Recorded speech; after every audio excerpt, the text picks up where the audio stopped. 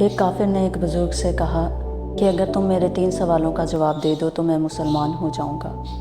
سوال نمبر 1، جب ہر کام اللہ کی مرضی سے ہوتا ہے تو تم لوگ انسان کو ذمہ دار کیوں ٹھہراتے ہو؟ سوال نمبر 2، جب شیطان آگ کا بنا ہوا ہے تو پھر اس پر آگ کیسے اثر کرے گی؟ سوال نمبر 3، جب تمہیں اللہ تعالیٰ نظر نہیں آتا تو تم اسے کیوں مانتے ہو؟ بزرگ نے اس کے جواب میں پاس پڑا مٹی کا ڈھیلا اٹھا کر اس کو مارا۔ اس کو بہت غصہ آیا اور اس نے قاضی کی عدالت میں بزرگ کے خلاف مقدمہ دائر کر دیا۔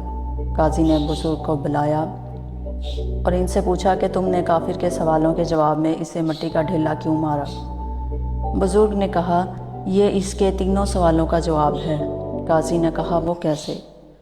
بزرگ نے کہا، اس کے پہلے سوال کا جواب یہ ہے کہ میں نے یہ ڈھیلا اللہ کی مرضی سے اسے مارا تو یہ اس کا ذمہ دار مجھے کیوں ٹھہراتا ہے؟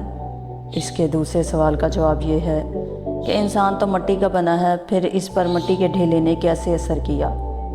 اس کے تیسرے اور آخری سوال کا جواب یہ ہے کہ اسے درد نظر نہیں آتا تو اسے محسوس کیوں ہوتا ہے؟ اپنے سوالوں کے جواب سن کر کافر مسلمان ہو گیا۔